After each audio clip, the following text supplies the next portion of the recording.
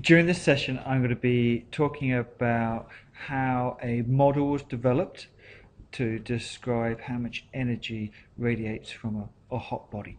Okay, so this problem was first put forward actually by electrical companies who wanted a model to help improve their production of light bulbs. They wanted to know what's the best way to put the least energy in and get the most light out again. So with that task, a man called Maxwell Planck came to the rescue, so to speak. Planck is might be well known to some of you as the father of quantum theory and the ideas of quantum mechanics, but he is also someone who came up with what's known as Planck's black body radiation. So Planck's theoretical blackbody radiation is a model which describes the range of radiation which takes place from a hot body. So he's created a number of graphs which show the extent of different wavelengths and the amount of energy which is radiated at each of these different wavelengths. So let's think about some key points here. So a black body is a theoretical body that absorbs 100% of the radiation that hits it. Okay, so that's why it's got the name black body. Black obviously absorbs radiation. However, at the same time, it is also a perfect emitter of radiation. So that means that it emits radiation exactly as the temperature decrees for these theoretical black bodies. So that means that at a particular temperature, a certain black body would emit a maximum amount of energy possible for that temperature. So what we see here is on this graph, you can see we've got black bodies at 12,000, 6,000 and 3,000 Kelvin. Now each one of those, obviously the higher the temperature, the larger the area underneath the graph. So that means there's more energy being emitted. But also we can see the subtle differences in the shape of the graph and also the maximum point. So that was Planck's theoretical blackbody radiation. Now the important reason, or one of the reasons why this is so important, is that this happens to really well describe a star. A star pretty much fits the Planck's theoretical blackbody radiation. So let's think a little bit more closely about stars and how this can be applied to stars. So I've got another diagram here. In this case I've got a range of different temperatures, and you can see how that peak changes, that maximum changes, it gets shorter, the maximum wavelength gets shorter as the temperature increases. So relating to stars, what are the key features we need to take away? Stars radiate at a range of different wavelengths. We've got to remember that the sun is not just radiating in the visible spectrum, it's radiating in a huge range of other wavelengths, which also has to be taken into consideration. As the temperature increases, the peak wavelength, wavelength max, lambda max, gets shorter and shorter.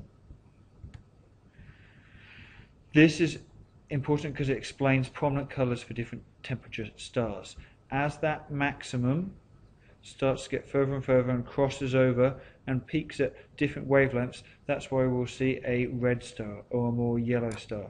It's not the fact that they're just releasing radiation at that wavelength, that just happens to be the most prominent with the greatest intensity. And crucially, the temperature can be worked out from this peak wavelength. So that means from observation, you're able to work out the temperature of a star.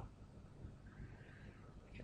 So there's my facts about stars. Let's talk about some language now, okay? A term often used is luminosity.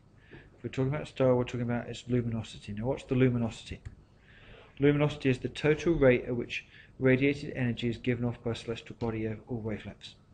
So thinking about that relating to Planck's black body, that means it's the area underneath the Planck black body curve.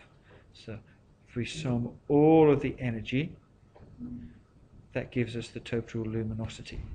Basically the power, okay, So because it's the rate at which energy is radiated, so the rate of energy transfer is obviously power.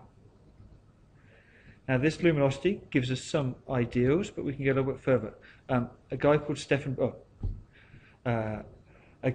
Boltzman, and there's who is well known from a number of different physics areas, and a guy called Stefan, who I actually know much less about,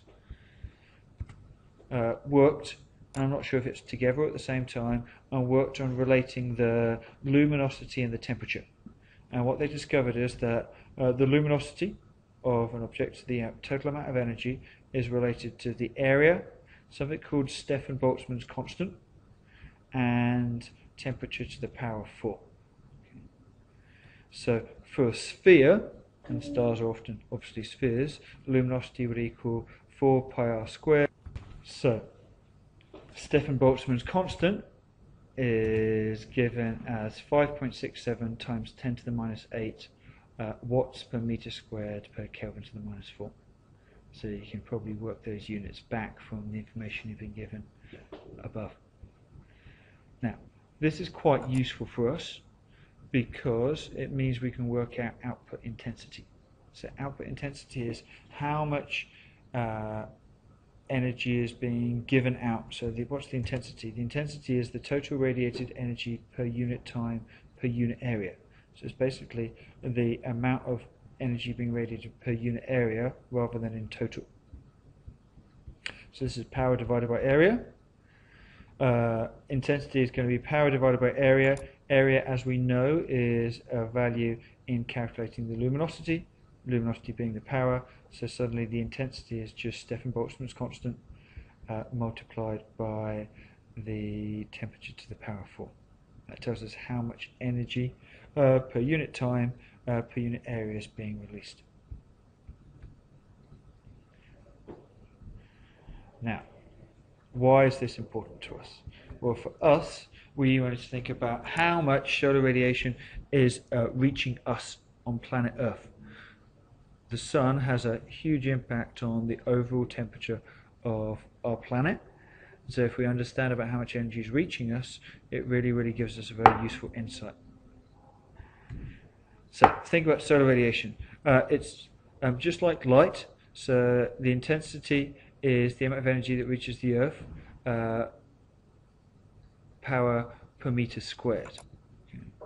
Now, if we think about this from the point source, what happens is the further away you get, the more that radiation is being spread out. So it's dependent on location relative to the point source, and that means that if B is the intensity, so this is the solar radiation intensity rather than the intensity being given off, we've got our solar radiation intensity, which is coming down on planet Earth, is going to be the luminosity divided by 4 pi d squared, where d is the distance from the point source through to where you're located. So let's apply this to a sensible situation. Let's find out how much energy planet Earth is getting from the sun. So there's a calculation. How much solar radiation reaches planet Earth? So for this, we need some required values. The sun's luminosity is approximately 39 times 10 to the 26 watts, and the distance from the Earth is approximately 1.5 times 10 to the 11 meters. If we put these into the formula, it means we can work out that we get about 1,380 watts per meter squared of energy from the sun. So that's us thinking about how stars can be described by something called black body radiation, and by having that model, it allows us to work out how much energy reaches us on planet Earth, and that's going to be really useful as we think forward in considering the greenhouse effect. But that will be in a later session.